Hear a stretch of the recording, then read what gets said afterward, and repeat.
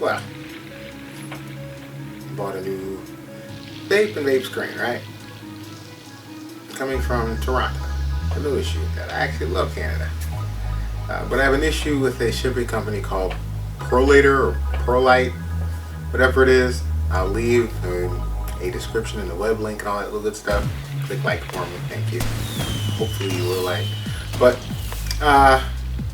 it's basically the fact that they have shipping time and gave it to me, and I gave the company an address, the same address I've always used. And for some reason, probably because it's Canada and I've lived there and I know that their addresses are completely different. The zip codes are alphanumerical. And basically that doesn't, like when you go in there to put your zip code into one of their machines, unless it knows that you're a American, it doesn't really work is what I'm seeing, in their site at least. So basically it wants me to update my zip code. And my zip code is correct. Same zip code that they have on the receipt. So I go to do this and it won't let me. So I go to chat and it won't let me.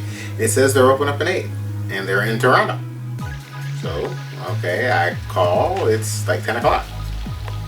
No answer, no nothing, all the numbers. So they're regularly closed on Saturday, Sunday, fine. And I have no issue with that, but don't lie about your shipping times. But basically, the zip code is the stupidest thing in the world. This got me thinking about like little issues and the fact that we spend so much time, because this is now my second complaint along with the bank, trying to fix these things that you're forced to do more and more today because of the way that we're forced to interact. And so the burden of this winds up being on you more so than even that they put on themselves as being your client.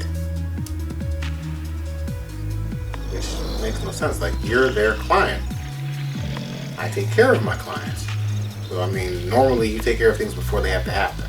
A lot of these issues that happen on first takes, I tend to just go chalk it up to canceling whatever and ending the relationship with that business, and or choosing to do no business with them further. They're not going to get my money if you're not going to provide the basic function of what you advertised. And I'm not talking about shipping time. I'm just talking about like you getting the product there without them having to contact you, spending time on the phone or anything else, because that's time that they don't get back that they could be doing their own work for. And a lot of times, if the customer service hold time is 15 or 20 minutes and you have to call back 2 or 3 times, that's an hour and a half, 2 hours that you've spent frustrated and stressed and angry about something that was very trivial, but because they put the burden on you to fix it, even though they got a notification or whatever, and could have looked it up by the receipt, because it's your responsibility upon receipt, the same as in eBay. Like, if you put down the wrong address in eBay and pay, it's going to the wrong address. It's just what it is. And they can't fix it unless the person who paid for it were to try and circumvent any of their shipping processes by contacting them and telling them that they want it held at the post office for you or anything else, or have that address moved. That can only be done by the payee. That cannot be done by the receiver, because of this day we have fraud.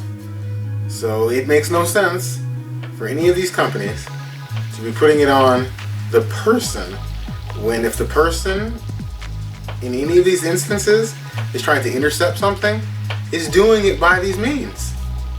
So why is it still that the company is putting the interaction on the client side instead of taking these measures on their own, which is what you're essentially paying for,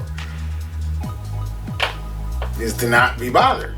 Like, you don't want to have to update stupid bits of information because they're simply not doing their own research and there are computer issues. And having a live person there, because now everything relies on computers and computers really don't think. Okay, they are programmed to do something, and that's flat out what it is. And we take that flat out programming as logic and thought today, and it's not logical or thought. It's a program. It's a response to another given set of circumstances that it relies on. And that's it. There's no judgment or soul or any type of anything to use common sense. So, but we rely on these machines as if they have common sense. And they are machines. Because a program is a machine. It's the same thing. It's meant to perform a function, and it's a tool. It runs off of energy. So I mean, these are all machines. And I think a lot of today, we forget that they're machines, and you rely on them as if they're human beings, which makes no sense. And you almost get angry as if they're human beings, because you spend so much time frustrated at what's not being done. Instead of saying, well, you know what, it's not done, and the company is going to compensate me for it. And I'll sue you.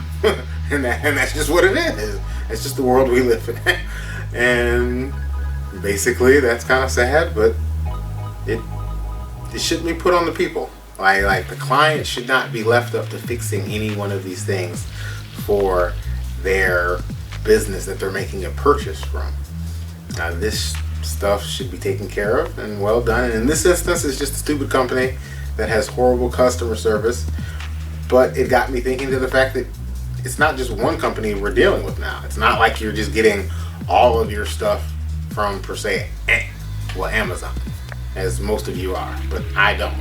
Because if you look at the prices, you'll notice that it's kind of stupid. And the same thing goes on with their shipping. But at least they mask it in the fact that they will immediately refund or fix or ship to a locker or something. And it's never an address, because if it's one company, it should be the same address multiple times. And when it's saved to things and you have receipts and you're fastidious about checking out your addresses and verifying them, the only way that the payment verified is to the address. I don't see how it's wrong. So I mean, I read on their receipt is correct.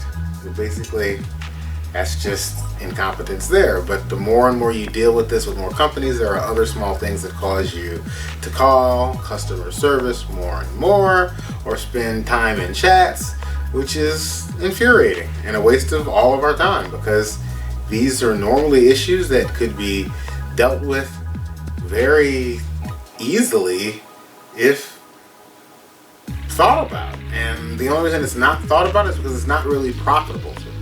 And until something becomes profitable to do or to make money from, the company has no incentive to do so, unless you make their incentive to do so in their pockets and you don't purchase from them if they make these mistakes, which is something that we have to hold to a much higher standard. So I leave you with those thoughts, and I hope that you all have a good day. Bye.